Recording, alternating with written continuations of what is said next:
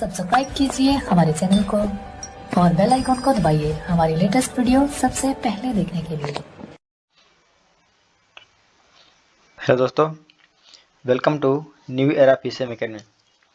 पिछले वीडियो में हम लोग क्लास 10वां साइंस का सेट 1 देख लिए थे, जिसमें 80 क्वेश्चन हम लोग किए थे।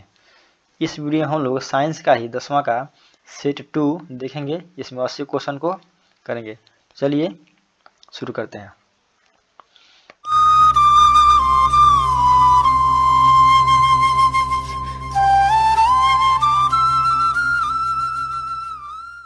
देखिए, क्वेश्चन नंबर 1 कह रहा है किसी उत्तल लेंस की फोकस दूरी होती है। तो हम लोग चिन्ह प्रपाठी में देख ही लिए हैं इसको।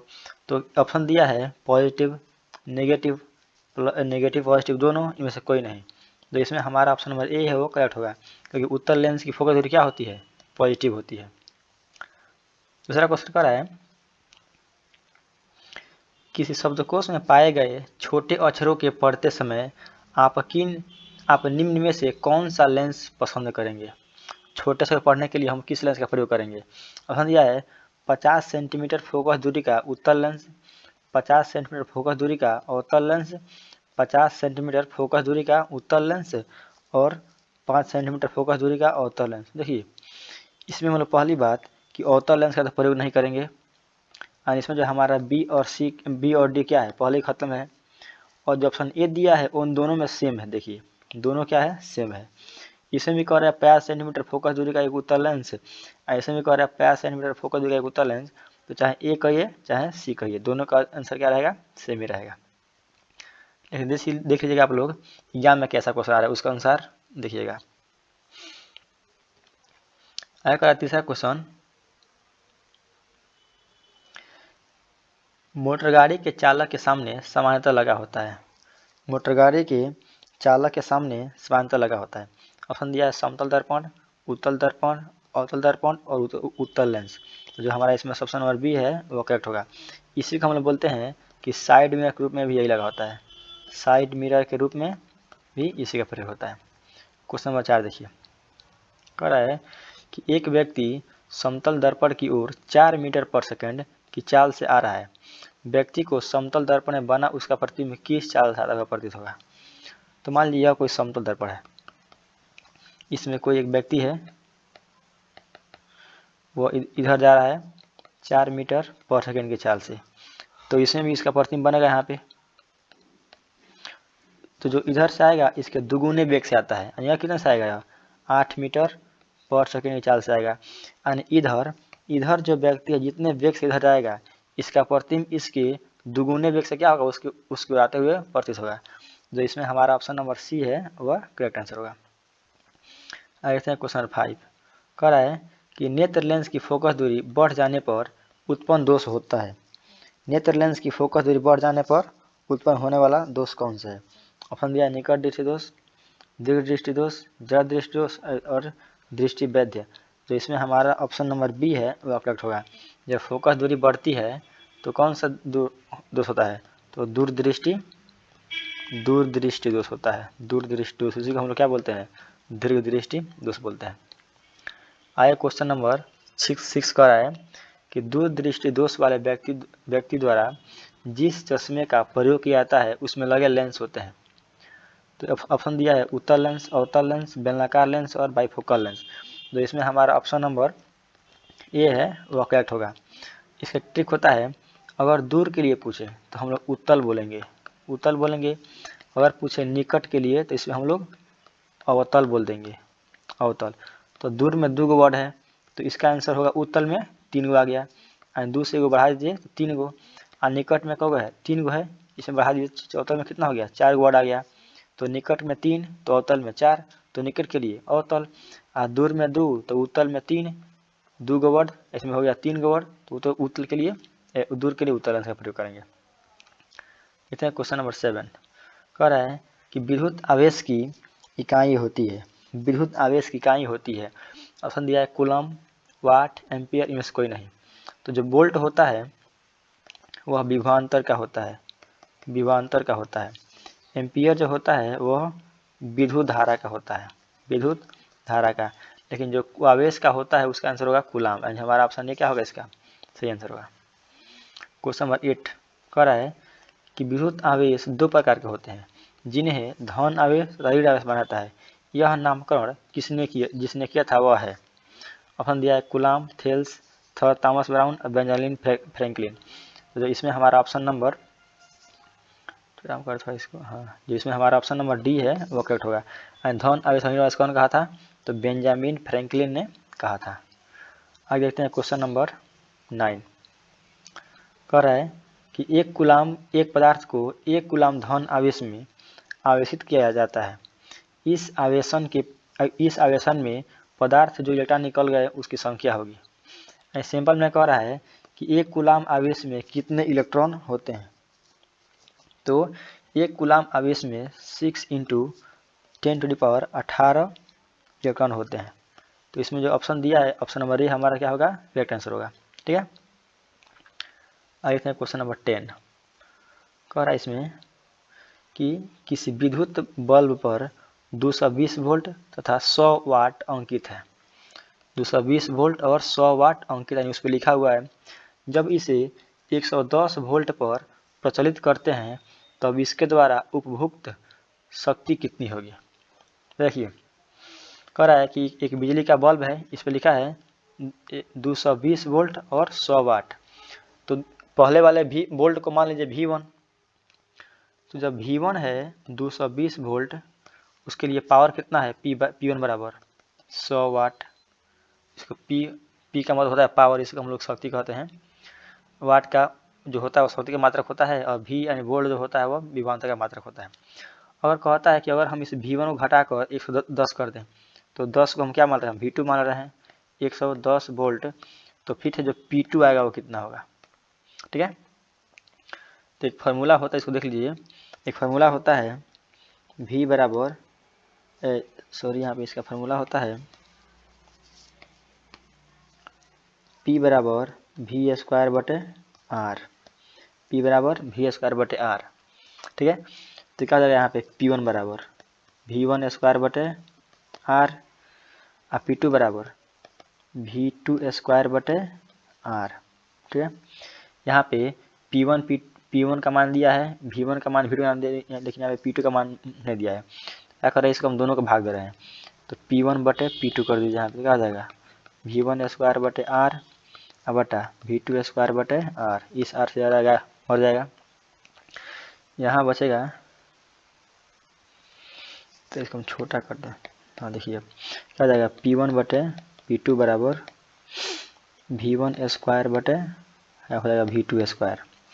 अब यहाँ पे देखिए P1 का मान कितना दिया है, 100 दिया है। तो 100 बटे हमको P2 निकालना है बराबर V1 का मान कितना दिया है, V1 बराबर 220। तो 220 का स्क्वायर दिया यहाँ पे, अब बटा V2 का मान 110 का स्क्वायर। इसको हल कीजिए अब, तो क्या होगा, यहाँ से हो जाएगा 100/P2 बराबर 220 × 220 बटा 110 × 110। ये जो से मर गया, इस जो से मर गया। अब यहाँ देखिए 11 दूनी 22, 11 दूनी 22, कितना आ गया 100/P2 बराबर 2 दूनी 4 हो गया ना। यानी इस यहाँ पर कर दिया, इसको 3 गुना कर दिया, क्या जाएगा 4P2 बराबर 100। तो P2 बराबर 100/4 यानी 25। कितना आ गया P2 बराबर 25 वाट। यानी इसको आप लोग देख लीजिए एक बार। हाँ देखिए यहाँ से यह है, यहाँ से यहाँ तक। तो यहाँ पे जो P2 का आया है वो कितना आया है 25 वाट यहाँ से आ गया। यानी जो हमारा जो शक्ति होगा यहाँ के बनने के बाद से जो आएगा, यहाँ पे कह रहा है कि अगर किसी बल्ब पर लिखा है 220 वोल्ट और 100 वाट, और उसको हम वोल्ट को घटाकर 110 वोल्ट कर दे रहा है, तो शक्ति कितनी होगी उसकी। तो उसका हमारा जो ऑप्शन नंबर डी है वो करेक्ट आंसर होगा। ठीक है, आगे हम थोड़ा इसको मिटा दें। आगे देखिए क्वेश्चन नंबर 11 कह रहा है कि विद्युत चुंबकीय प्रेरण की घटना। विद्युत चुंबकीय प्रेरण की घटना ऑप्शन दिया है रहा है इसको हम, हाँ देख लीजिए इसको। कह रहा है क्वेश्चन नंबर 11, विद्युत चुंबकीय प्रेरण की परिघटना। ये कह रहा है किसी वस्तु को आवेशित करने की प्रक्रिया है। बी कह रहा है किसी कुंडली में विद्युत धारा प्रवाहित होने के कारण चुंबकीय क्षेत्र उत्पन्न करने की प्रक्रिया है। सी कह रहा है कुंडली, यहाँ पे कुंडली होगा, यहाँ पे कुंडली तथा चुंबक के बीच अपेक्षित गति के कारण कुंडली में प्रेरित विद्युत धारा उत्पन्न करता है। तो इसमें हमारा ऑप्शन नंबर सी है वह करेक्ट आंसर होगा। आगे क्वेश्चन नंबर 12 कह रहा है विद्युत जनित्र का सिद्धांत आधारित है। ये कह रहा है विद्युत धारा का उसमें प्रभाव। बी प्रेरित विद्युत धारा विद्युत चुंबकीय प्रेरण पर, प्रेरित चुंबकत्व पर। जो इसमें हमारा ऑप्शन नंबर सी दिया है विद्युत चुंबकीय प्रेरण पर आधारित है विद्युत जनित्र का सिद्धांत। आगे देखते हैं क्वेश्चन नंबर 13 कह रहा है कि लघुपथन के समय परिपथ में धारा का मान बहुत कम हो जाता है, परिवर्तित नहीं रहता, बहुत अधिक बढ़ जाता है और निरंतर परिवर्तित रहता है। इसमें हमारा ऑप्शन नंबर सी है, जब लघुपथन होता है तो धारा का मान क्या हो जाता है, बहुत अधिक बढ़ जाता है। आगे देखते हैं प्रतिक्रिया PbO + C = P + CO। देखिए इसका जो आंसर होगा वह C एक आक्षिकारक है, मतलब C का क्या हो रहा है, C एक आक्षिकारक है। इसका आंसर होगा, कैसे होगा, देखिए यहाँ पे C आक्षिकारक का मतलब होता है कि क्या हो रहा है, इसका आक्षीकरण हो रहा है। आक्षिकारक का मतलब C का आक्षीकरण हो रहा है। आक्षीकरण का मतलब होता है ऑक्सीजन का जुटना और हाइड्रोजन का बाहर निकलना। तो इस C से ऑक्सीजन क्या हो गया, यहाँ पे जुट गया, तो क्या बन गया CO। मतलब क्या हो रहा है यहाँ पे C एक अवकारक हो गया। ठीक है, आगे देखते हैं क्वेश्चन नंबर 15 कह रहा है कि निम्न धातुओं में से कौन NaOH के विलयन से H2 देगा। ऑप्शन दिया है Mg, Cu, Al और Ag। तो इसमें हमारा ऑप्शन नंबर सी एल्युमिनियम क्या होगा, इसका करेक्ट आंसर होगा। आगे देखते हैं क्वेश्चन नंबर 16 यदि किसी विलयन का pH मान 13 है, इसका अर्थ है कि क्षीण अम्लीय है, क्षीण भास्मिक है, प्रबल अम्लीय है और प्रबल भास्मिक है। देखिए जो pH होता है वह 0 से लेकर और 14 के बीच में होता है। 14 के बीच में होता है, बीच में क्या होता है 7 मतलब उदासीन। और इधर जाएंगे 7 से 0 की ओर तो अम्लीयता बढ़ेगी। आ जाएंगे अगर हम लोग 7 से 14 की ओर तो भास्मिकता बढ़ेगी, मानव क्षारीयता बढ़ेगी। अब हम यहाँ पर क्षारीयता लिख रहे हैं, क्षारीयता बढ़ेगी। और कह रहा है विलयन का pH में कितना है, 17 है। तो क्या होगा यार, तो यह 17 से 13 है, तो क्या है यार 14 के पास ही 13 है, मतलब क्या है यार प्रबल भास्मिक है। इसमें हमारा ऑप्शन डी होगा इसका करेक्ट आंसर होगा। आगे देखते हैं क्वेश्चन नंबर 17 कह रहा है कहाँ गया, हाँ, साधारण ताप पर फास्फोरस का अणु सूत्र होगा P, P2, P3, P4। तो इसमें हमारा ऑप्शन डी क्या होगा, इसका करेक्ट आंसर होगा। आगे देखते हैं क्वेश्चन नंबर 17 पीतल में रहता है Cu + Sn, Cu + Zn, Zn + Pb और Sn + Pb। इसका ट्रिक होता है पीतल का पिताजी, P मतलब पीतल, ता मतलब तांबा और जी मतलब जिंक। तो पीतल किसका बना होता है, तांबा प्लस जिंक का। तो हमारा ऑप्शन नंबर बी है करेक्ट होगा। तांबा यानी यहाँ पे है Cu और जिंक मतलब Zn, तो Cu + Zn हमारा जो इसका होगा करेक्ट आंसर होगा। आगे क्वेश्चन नंबर 21 कह रहा है कि धातुओं की प्रकृति होती है, तो जितने भी धातु होते हैं वो अपने में से इलेक्ट्रॉन बाहर निकालते हैं, मतलब क्या होंगे वह विद्युत धनात्मक होते हैं।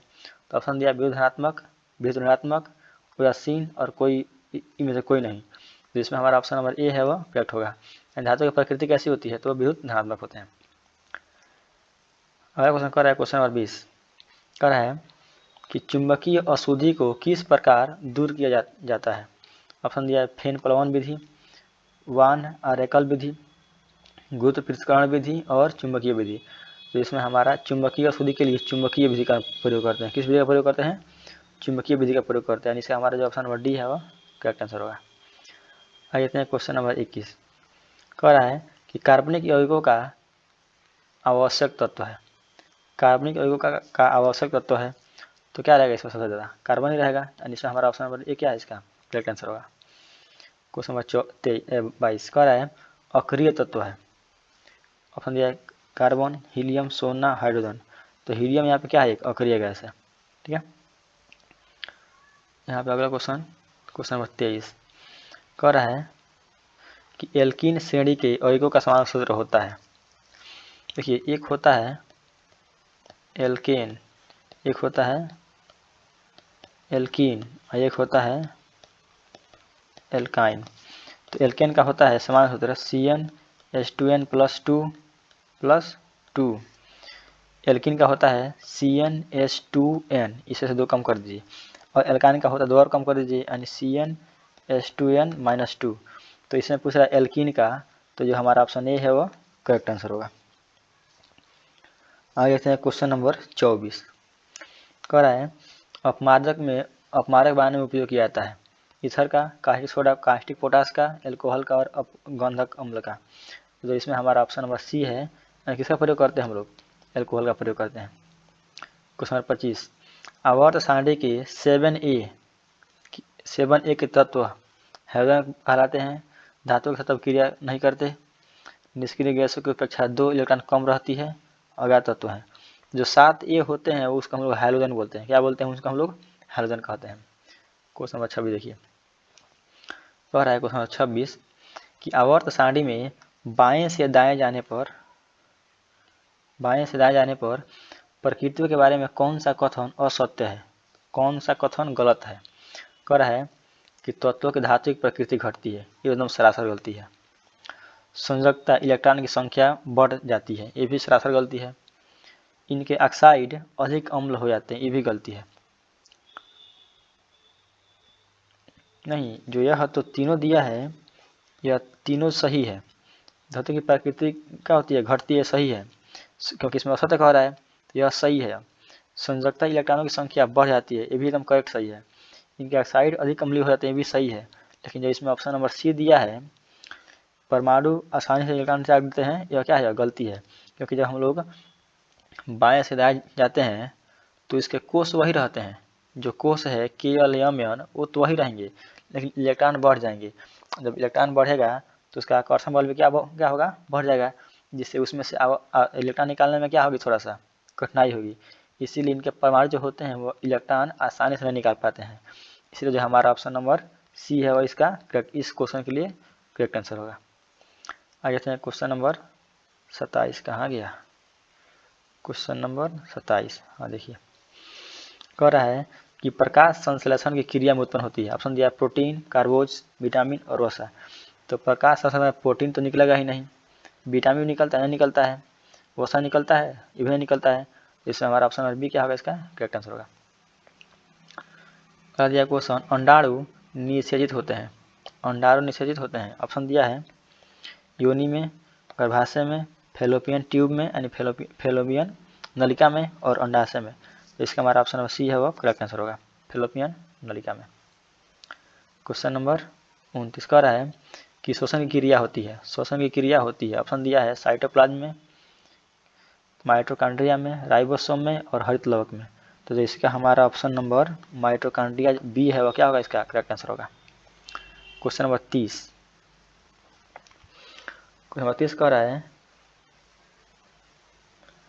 कि एक स्वच्छ मनुष्य में प्रकुचन और अनुशीतलन दाब होता है तो 120/80 होता है। प्रकुचन कितना होता है, 120 होता है, अनुशीतलन कितना होता है, तो अनुशीतलन 80 होता है। तो इसका हमारा जो ऑप्शन नंबर ए है वह करेक्ट आंसर होगा। आगे से क्वेश्चन नंबर 31 कह रहा है कि पत्तियों का मुरझाना किस पादप हार्मोन के कारण संभव हो पाता है। ऑप्शन दिया है जिब्रेलिन, साइटोकाइनिन, एब्सिसिक अम्ल और सभी सही है। जो इसमें हमारा ऑप्शन नंबर सी है, एब्सिसिक अम्ल, इसका करेक्ट आंसर होगा। क्योंकि यही जो होता है ना, उसको सेकने पर पत्तियों क्या हो जाती है, पत्तियाँ मुरझा जाती है। आगे देखते हैं हम लोग क्वेश्चन नंबर 32। क्वेश्चन नंबर 32 कह रहा है कि कौन सा पादप नियंत्रक फल बेचने वाले द्वारा उपयोग किया जाता है। जो होता है इथिलीन, उसका प्रयोग कौन करता है, उसको हम लोग फल को पकाने में किया जाता है, फल को पकाने में किया जाता है। ठीक है, तो इथिलीन का प्रयोग कौन करता है, पादप नियंत्रक फल बेचने वाले करते हैं, इसका प्रयोग करते हैं। आ जाते हैं क्वेश्चन नंबर 33। कह रहा है कि कार्बनिक यौगिकों में कार्बन की संयोजकता होती है, तो कार्बनिक यौगिक में कितने होते हैं? 4 होता है। तो इसका ऑप्शन नंबर बी है वह करेक्ट आंसर होगा। क्वेश्चन नंबर 34 कह रहा है कि एड्स रोग का प्रमुख कारण है। एड्स रोग का प्रमुख कारण है, ऑप्शन दिया है असुरक्षित यौन संपर्क, खून की कमी, विटामिन की कमी और पोषण की कमी। तो जो इसमें हमारा ऑप्शन नंबर ए है इसका एकदम करेक्ट आंसर ही होगा। ठीक है, यानी एड्स का प्रमुख कारण क्या है? असुरक्षित यौन संपर्क। आइए देखते हैं क्वेश्चन नंबर 35 कह रहा है कि चमगादड़ एवं पक्षी के पंख किस प्रकार के अंग के उदाहरण है। तो जो इसमें ऑप्शन में कह रहा है समरूप, समजात, वंशानुगत, जीवाश्म। तो इसमें हमारा ऑप्शन नंबर बी है, यानी क्या होते हैं? समजात अंग है। आगे देखते हैं क्वेश्चन नंबर 36। क्वेश्चन नंबर 36 तो ये कह रहा है वे अंग जिनकी उत्पत्ति तथा मूल रचना में समानता होती है किंतु कार्य के अनुसार उनकी बाह्य रचना क्या होती है? परिवर्तन हो जाता है, ऐसे अंगों को क्या कहते हैं? यानी जिनकी जो उत्पत्ति और जो मूल रचना है वो तो समान है, लेकिन जो इसका कार्य में क्या होता है? अंतर होता है, तो इसका हम लोग समजात अंग बोलते हैं। क्या बोलते हैं उन सबको? हम लोग समजात अंग बोला जाता है। आगे देखते हैं क्वेश्चन नंबर 37 कृत्रिम पारितंत्र का उदाहरण है। तो वन तालाब ये तो होगा नहीं, झील ये तो भी नहीं होगा। खेत और बगीचा क्या होता है? कृत्रिम पारितंत्र का उदाहरण होता है, क्योंकि बगीचा और खेत क्या करते हैं? हम लोग उसको बनाते हैं। आगे देखते हैं क्वेश्चन नंबर 38 कह रहा है प्रकृति में ऊर्जा का मुख्य स्रोत है कोयला, सूर्य, पानी और कागज। तो इसमें हमारा ऑप्शन नंबर बी है सूर्य, वो क्या है? प्रकृति में ऊर्जा का मुख्य स्रोत होता है। आगे क्वेश्चन नंबर 39 कह रहा है कि वनों के संरक्षण के लिए निम्न में से किन प्रक्रियाओं को नियंत्रित करने की आवश्यकता है? पेड़ों की अंधाधुंध कटाई, अतिचारण, खनन, इनमें सभी। जो इसमें हमारा ऑप्शन नंबर डी है वो करेक्ट होगा, क्योंकि पेड़ों की कटाई भी रोकना पड़ेगा, अतिचारण भी रोकना पड़ेगा और खनन भी क्या करना पड़ेगा? हम लोग को रोकना पड़ेगा। आगे से क्वेश्चन नंबर 40 कह रहा है कि वे पदार्थ जो जैविक प्रक्रम द्वारा अपघटित हो जाते हैं कहलाते हैं। तो उसका हम लोग जैव निम्नीकरणीय बोलते हैं। क्या बोलते हैं? जैव निम्नीकरणीय। तो जो इसमें हमारा ऑप्शन नंबर ए है इसका करेक्ट आंसर होगा। तो अभी तक हम लोग क्वेश्चन नंबर 40 तक देख लिए हैं। आगे देखते हैं क्वेश्चन नंबर 41। अगर पसंद आए तो आप लोग इसको वीडियो को थोड़ा लाइक भी करते रहिए और इसको शेयर भी करते रहिए, और चैनल पर नए हैं तो इसको सब्सक्राइब भी करते रहिए। आगे देखिए कह रहा है क्वेश्चन नंबर 41 कह रहा है कि एमीटर से, आमीटर लिखा है यहाँ पे, एमीटर से निम्नलिखित में से किसे मापा जाता है? ऑप्शन दिया धारा, आवेश, विभव, शक्ति। तो एमीटर से हम लोग क्या मापते हैं? तो धारा को मापा जाता है। इसका हमारा ऑप्शन नंबर जो होगा इसका करेक्ट आंसर होगा। 42 क्वेश्चन कह रहा है कि वह उपकरण जो विद्युत ऊर्जा को यांत्रिक ऊर्जा में बदलता है होता है, यानी ऐसा यंत्र जो विद्युत को ले और यांत्रिक में बदल दे। ऑप्शन दिया है जनरेटर, विद्युत मोटर, जनरेटर और विद्युत मोटर दोनों, इनमें से कोई नहीं। तो जो मोटर होता है, विद्युत मोटर क्या करता है? उसको हम लाइन देते हैं, अब क्या करता है वो? उसको यांत्रिक ऊर्जा में चेंज करता है। यानी कभी यदि हम उसे पंखा जाए तो पंखा भी चलता है या उससे पानी भी निकलता है। यानी जो हमारा इसमें ऑप्शन नंबर बी है वह करेक्ट आंसर होगा। आगे क्वेश्चन नंबर 43 कह रहा है कि प्लाज्मोडियम में किस विधि द्वारा जन्म होता है? तो जो प्लाज्मोडियम होता है उसमें होता है अलैंगिक जनन। क्या होता है? अलैंगिक जनन होता है, और जो होता है वह बहुखंडन से होता है। किस तरह से होता है? बहुखंडन से। तो इसमें हमारा जो ऑप्शन नंबर बी है वो इसका करेक्ट आंसर होगा। आइए देखते हैं क्वेश्चन नंबर 44 कह रहा है कि निकट दृष्टि दोष को निम्नलिखित में किस लेंस द्वारा हटाया जा सकता है? तो निकट में 3 गो वर्ड है। इसका होता है अवतल, अवतल, अवतल। तो अवतल में कौ वर्ड है? 4 गो वर्ड है। तो 3 में से वो बढ़ा दो, 4 गो, यानी अवतल। तो जो इस निकट दृष्टि दोष के लिए हम लोग किसका प्रयोग करते हैं? अवतल का प्रयोग करते हैं। आगे क्वेश्चन नंबर 45 कह रहा है कि पौधों में जनन अंग कहाँ पाए जाते हैं? तना में, जड़ में, पुष्प में, फल में। तो जो इसका हमारा ऑप्शन नंबर सी है वह करेक्ट होगा, क्योंकि फूल में क्या होते हैं, फूल में इसके जनन अंग पाए जाते हैं। क्वेश्चन नंबर 46 कह रहा है कि मेंडल ने अपने आनुवंशिकी प्रयोग हेतु किस पौधे का उपयोग किया था? नीम का, गुलाब का, मटर का, गुलदाउदी का। तो इसमें हमारा ऑप्शन नंबर सी दिया है, मटर का किसका प्रयोग किया था? तो मटर का प्रयोग कर लिया था। क्यों किया था? क्योंकि मिलने में भी आसानी थी। जो नया इसका जनक आने वाला था वह बहुत जल्दी आता था, इसीलिए क्या थी, इसके लिए क्या किया, इन्होंने इसका प्रयोग किया। और इसके बाद भी इनमें जो इसमें विभिन्न प्रकार के पौधे थे, मटर में ही क्या थे, विभिन्न प्रकार के पौधे थे। आइए थे क्वेश्चन नंबर 47 कह रहा है कि पारिस्थितिकी तंत्र में ऊर्जा का प्रवाह किस दिशा में होता है? एक दिशीय, द्विदिशीय, बहुदिशीय और इनमें से किसी दिशा में नहीं। तो इसमें हमारा ऑप्शन नंबर ए है, यानी किस दिशा में होता है? तो एक दिशीय होता है, यूनि डायरेक्शनल होता है, यूनि डायरेक्शनल यानी एक दिशीय होता है। आगे देखते हैं क्वेश्चन नंबर 48 कह रहा है कि ओजोन परत पाया जाता है तो वायुमंडल के ऊपरी सतह में पाया जाता है। हमारा ऑप्शन नंबर बी क्या होगा, इसका करेक्ट आंसर होगा। आगे देखते हैं क्वेश्चन नंबर 49 कह रहा है कि दाढ़ी बनाने में कौन सा दर्पण, यह क्वेश्चन बहुत आता है, दाढ़ी बनाने में कौन सा दर्पण उपयुक्त होता है? तो यह होता है अवतल दर्पण। क्या होता है? अवतल दर्पण होता है उपयुक्त। क्वेश्चन नंबर 50 कह रहा है प्रकाश के परावर्तन के कितने नियम हैं? तो प्रकाश के परावर्तन के 2 नियम होते हैं। ऑप्शन बी हमारा इसका सही होगा। क्वेश्चन नंबर 51 निर्वात में प्रकाश की चाल होती है, तो जो होती है निर्वात में प्रकाश की चाल वह 3 × 10⁸ मीटर पर सेकेंड होती है। जो हमारा ऑप्शन नंबर ए है वह करेक्ट आंसर होगा। देखिए इसमें सब में दिया है 3 × 10⁸, लेकिन यहाँ पे गलती दिया है, यहाँ पे इसमें सेंटीमीटर पर सेकंड कह रहा है, इसमें किलोमीटर पर सेकंड, इसमें mm पर सेकंड कह रहा है। हमारा ऑप्शन क्या होगा, इसका ये होगा, मीटर पर सेकंड होगा। ठीक है, ध्यान दीजिएगा इसको, ऐसे ही एग्जाम में क्वेश्चन फंसाया जाता है सबको।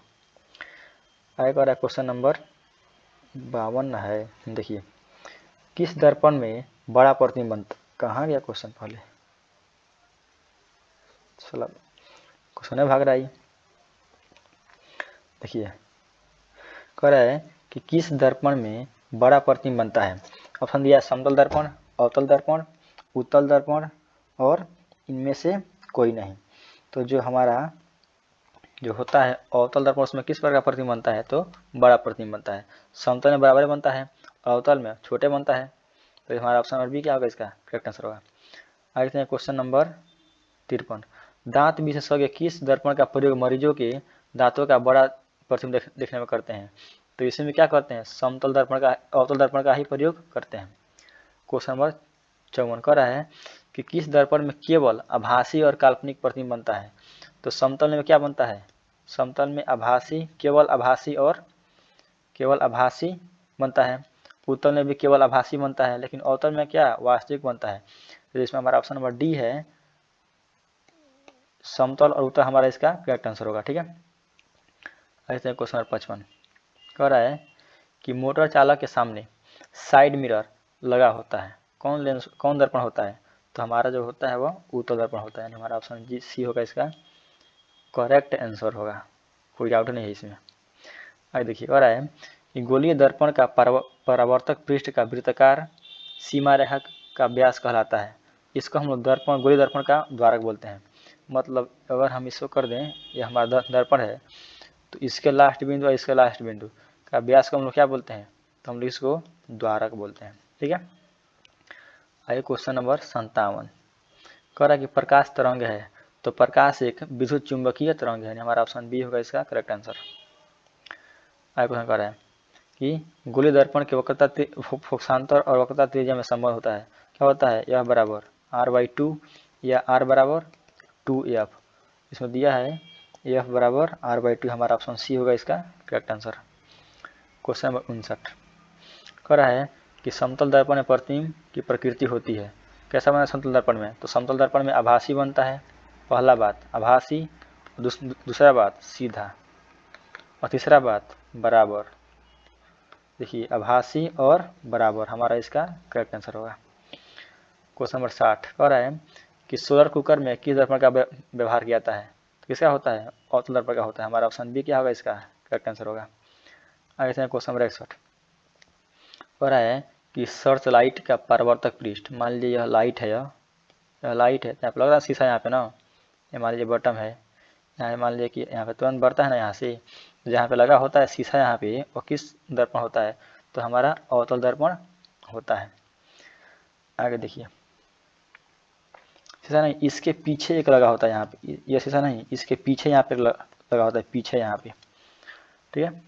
आगे क्वेश्चन 62 कर रहा है कि यदि किसी बिंब का प्रतिबिंब का आवर्धन ऋणात्मक हो तो उसके प्रतिबिंब की प्रकृति क्या होगी। तो जब यम का मान निगेटिव हो, क्या हो, निगेटिव में आए, तो जो प्रतिबिंब बनता है वह वास्तविक और उल्टा होता है। तो इसमें हमारा ऑप्शन नंबर ए है वो इसका करेक्ट आंसर होगा, ठीक है। आगे देखते हैं क्वेश्चन नंबर 63। देखिए 63 कह रहा है कि किसी दर्पण के सामने आप चाहे जितनी भी दूरी पर खड़े हो, आपका प्रतिबिंब सीधा बनता है। दर्पण संभवतः है, तो जो होता है ना समतल दर्पण, उसमें क्या बनता है, सीधा प्रतिबिंब बनेगा, और उत्तल में भी क्या बनता है, सीधा बनता है। तो इसमें हमारा ऑप्शन नंबर, क्योंकि अवतल में क्या बन जाता है, अवतल में तो उल्टा बन जाता है, तो इसमें हमारा ऑप्शन नंबर डी है वो इसका करेक्ट आंसर होगा। क्वेश्चन नंबर 64 कह रहा है कि अवतल दर्पण द्वारा किसी वस्तु का बना प्रतिबिंब आभासी, सीधा तथा बिंब से बड़ा पाया गया, वस्तु की स्थिति कहाँ होनी चाहिए। तो अवतल दर्पण कह रहा है, तो अवतल दर्पण में एक ही ऐसा कंडीशन होता है जब प्रतिबिंब कैसा बने, आभासी बने, वह होता है कि जब वस्तु को कहाँ पर रखा जाए, ध्रुव और मुख्य फोकस एफ के बीच में रखा जाए, जिसमें हमारा ऑप्शन नंबर डी है, दर्पण के ध्रुव और मुख्य फोकस के बीच हमारा करेक्ट आंसर होगा। आगे है क्वेश्चन नंबर 65 कह रहा है यदि किसी बिंब का प्रतिबिंब का आवर्धन धनात्मक हो, एंड जब यम क्या हो, धनात्मक हो, तो प्रतिबिंब की प्रकृति क्या होगी। तो यम धनात्मक मतलब आभासी और सीधा, तो आभासी और सीधा मतलब काल्पनिक और सीधा, हमारा ऑप्शन नंबर जो ए है, डी है, वो क्या होगा correct answer. Question number next कह रहा है कि किसी वस्तु का आवर्धित काल्पनिक प्रतिबिंब बनता है। आवर्धित काल्पनिक मतलब बड़ा और काल्पनिक प्रतिबिंब बनता है अवतल से, समतल से, उत्तल दर्पण से और सभी दर्पण से। तो सभी से नहीं बनेगा, क्योंकि जो समतल में बराबर बनता है, तो इसमें हमारा ऑप्शन नंबर ए है वो करेक्ट आंसर होगा। आइए क्वेश्चन नंबर क्या हो रहा है, पहले बार कहाँ गया, हाँ क्वेश्चन नंबर कहाँ गया हमारा, हाँ देखिए क्वेश्चन नंबर कह रहा है कि निम्नलिखित में से कौन उत्तल दर्पण की फोकस दूरी है जिसकी वक्रता त्रिज्या 32 सेंटीमीटर है। तो पहली बात कि जो उत्तल दर्पण की फोकस दूरी होती है वह पॉजिटिव होती है। जब उत्तल दर्पण की फोकस दूरी पॉजिटिव होगी, यहाँ पर दिया है आर बराबर 32 सेंटीमीटर, तो फोकस दूरी पॉजिटिव मतलब इसका आर ही पॉजिटिव, तो क्या जाएगा यहाँ पे यह बराबर 32/2, यह बराबर क्या होता है r/2, इसमें आर की जगह पर इतना रख दीजिए, तो 16 जगह क्या जगह यहाँ पे यह बराबर प्लस 16 सेंटीमीटर। हमारा ऑप्शन नंबर सी क्या होगा करेक्ट आंसर होगा, ठीक है। आगे क्वेश्चन नंबर नेक्स्ट कह रहा है कि परावर्तन के नियम निर्धारित होती है, आपतन कोण बराबर परावर्तन कोण, तो पहले ही हमारा आंसर क्या होगा करेक्ट आंसर होगा, ये सब गलतियाँ दिया है, ठीक है। आगे क्वेश्चन नंबर कह रहा है कि समतल दर्पण द्वारा बना प्रतिबिंब होता है काल्पनिक होता है, हमारा ऑप्शन नंबर बी क्या होगा करेक्ट आंसर होगा, क्योंकि वास्तविक तो होगा नहीं। 70 कह रहा है, 70 क्वेश्चन कहाँ गया, कह रहा है कि संयुग्मी फोकस केवल संभव है। तो यह जो संयुग्मी फोकस होता है वह होता है केवल अवतल दर्पण में। आइए समझते हैं कि संयुग्मी फोकस होता क्या है। मतलब कि कोई दर्पण है, इसके सामने अगर हम ऐसा 2 पॉइंट लें, ऐसा 2 पॉइंट अगर इस पे वस्तु को रखें, मान लीजिए हम इसको ए कह दिए और इसको बी कह दिए, तो अगर वस्तु रखें ए पे तो प्रतिबिंब बी पे बन जाए बी पे, अगर हम वस्तु को रखें बी पे तो प्रतिबिंब कहाँ बन जाए, ए बन जाए। यानी किसी दर्पण के सामने हमें अगर दो पॉइंट लें, अगर हम एक को हम मान लीजिए ए कह दे रहे हैं और एक को बी कह दे रहे हैं, तो अगर हम रखें वस्तु को ए पे तो उसका प्रतिबिंब बन जाए बी पे, अगर हम रखें बी पे तो उसका प्रतिबिंब कहाँ बन जाए ए पे, तो इन दोनों पॉइंट को हम लोग क्या बोलते हैं संयुग्मी फोकस बोलते हैं। और यह फोकस केवल अवतल दर्पण में संभव होता है, ठीक है। इसको आइए समझते हैं फिगर से। देखिए यहाँ पे हम बनाए फिगर। यहाँ पे हम देखिए यहाँ पे हम एक पॉइंट लिए हैं, यहाँ पे ये हम यहाँ पे ले लिए हैं, इसको मान लिए हैं ए, यह है बी। तो इस यहाँ पे एक वस्तु है, यह यहाँ पे गया है, यह गया है फोकस होकर चला गया है, ठीक है। और एक हम भेजें इसको सेंटर से सी से, तो उस दिशा में आप वापस लौट गया है, तो इसका प्रतिबिंब यहाँ बन गया है, यहाँ पे बन गया, ठीक है। और यानी अगर हम इस पॉइंट को डी मान लेते हैं, अगर हम फिर से अगर इस पे हम एक वस्तु को रखें, इस पे, तो एक पॉइंट हम ले गए हैं इसके समांतर, तो कहाँ से जाएगी वह, फोकस होकर गई है, ठीक है। और एक हम इसी से ले गए हैं इसके सेंटर से, तो उसी दिशा में लौट गई है, और इसका फिगर कहाँ बन गया है, इसका फिगर बन गया है यहाँ पे, ठीक है। यानी जब हम एक पॉइंट यह और एक पॉइंट यह है, अगर हम इस पे रख रहे हैं वस्तु को तो प्रतिबिंब बन रहा है यहाँ पे, और फिर से हम इस पे रख रहे हैं वस्तु को तो इसका प्रतिबिंब बन रहा है यहाँ पे। तो इन दोनों पॉइंट को हम लोग क्या बोल देंगे, संयुग्मी फोकस बोल देंगे, ठीक है। और यह संभव किस में है, केवल यह अवतल दर्पण में संभव होता है। आगे देखते हैं नेक्स्ट क्वेश्चन। क्वेश्चन नंबर 71 कह रहा है कि उत्तल दर्पण में प्रतिबिंब सदैव बनता है, कहाँ बनेगा, तो ध्रुव और फोकस के बीच में बनता है। इसमें हमारा ऑप्शन नंबर सी जो होगा करेक्ट आंसर होगा। नेक्स्ट कह रहा है किसी दर्पण का मध्य बिंदु कहलाता है, क्या बोलते हैं उसको हम लोग, ध्रुव बोलते हैं। हमारा ऑप्शन नंबर बी जो होगा उसका करेक्ट आंसर होगा। आगे क्वेश्चन नंबर 73 कह रहा है कि समतल दर्पण में वक्रता त्रिज्या होती है। देखिए जो समतल दर्पण होता है उसकी वक्रता त्रिज्या, इसमें फोकस दूरी वक्रता त्रिज्या जो होती है वो अनंत होती है। कितनी होती है, अनंत होती है। यानी हमारा ऑप्शन यहाँ पे जो हमारा ऑप्शन नंबर सी है करेक्ट होगा, क्योंकि समतल दर्पण की फोकस दूरी क्या होती है, अनंत पे होती है। जब एफ बराबर r/2 या r बराबर 2f, और जब फोकस दूरी ही अनंत है तो r भी क्या होगा, इसका अनंत पे होगा। हमारा ऑप्शन नंबर सी जो होगा इसका करेक्ट आंसर होगा। आगे दिया क्वेश्चन कि हजामत बनाने के लिए व्यवहार किया जाता है, तो इसमें हम लोग प्रयोग किसका करते हैं, बताइए आप लोग। इसमें हम लोग प्रयोग करते हैं अवतल दर्पण का, और इसमें जो हमारा ऑप्शन नंबर बी है वह करेक्ट आंसर होगा। आगे दिया है क्वेश्चन कि समतल दर्पण का रेखीय आवर्धन होता है, तो जो समतल दर्पण होता है उसका रेखीय आवर्धन 1 होता है। क्या होगा इसका हमारा आंसर, m बराबर 1, क्योंकि इसमें जितना बड़ा होगा वस्तु उतना बड़ा क्या बनेगा, प्रतिबिंब बनेगा, ठीक है। तो इसका आवर्धन क्या होगा, m ही ना होगा। आगे देखते हैं क्वेश्चन नंबर 76 कह रहा है कि प्रतिबिंब की ऊंचाई और वस्तु की ऊंचाई के अनुपात को क्या कहते हैं, तो प्रतिबिंब की ऊंचाई और वस्तु की ऊंचाई के अनुपात को आवर्धन कहते हैं। इसका हमारा जो ऑप्शन नंबर सी है वह करेक्ट होगा। आगे 4 क्वेश्चन दिया है और, ठीक है, देखिए उसको कह रहा है कि गाड़ियों के अग्रदीपों में किस दर्पण का प्रयोग किया जाता है। तो जो गाड़ियाँ होती हैं उसके अग्रदीपों में हम लोग किसका प्रयोग करते हैं, तो उसमें हम लोग प्रयोग करते हैं अवतल दर्पण का, और इसमें जो हमारा ऑप्शन नंबर बी है वो करेक्ट आंसर होगा। गाड़ियों का अग्रदीप, इसी को हम लोग क्या बोलते हैं, इसी को हम लोग हेडलाइट बोलते हैं। आगे दिया क्वेश्चन नंबर नेक्स्ट कर रहा है कि दर्पण के प्रयोगों में सभी दूरियां मापी जाती है, तो कहाँ से मापते हैं, दर्पण का ध्रुव से मापते हैं। तो इसमें हमारा ऑप्शन नंबर ये क्या होगा, इसका करेक्ट आंसर होगा। और यहाँ बच गया 2 क्वेश्चन। आप इन दोनों क्वेश्चन का आंसर कमेंट बॉक्स में दीजिएगा। पहला क्वेश्चन कह रहा है कि गोलीय दर्पण जिसका दृश्य क्षेत्र बहुत विस्तृत होता है वह क्या होगा। ऑप्शन दिया है अवतल, उत्तल, समतल और इनमें से कोई नहीं। इसका आंसर आप लोग दीजिएगा कमेंट बॉक्स में, ठीक है ना।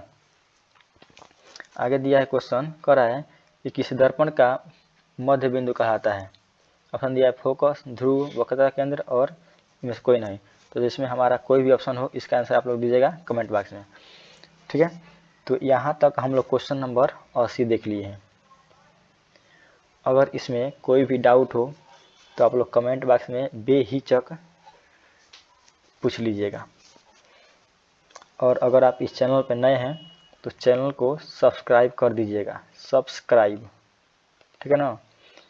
और साइड में होता है बेल आइकन, उसको क्लिक करके उसका घंटी को बजाकर और इसके आल पे क्लिक कर दीजिएगा, जिससे जो आप लोग का जो हमारा जो नोटिफिकेशन हो क्या हो हरदम आपको मिला करे, ठीक है।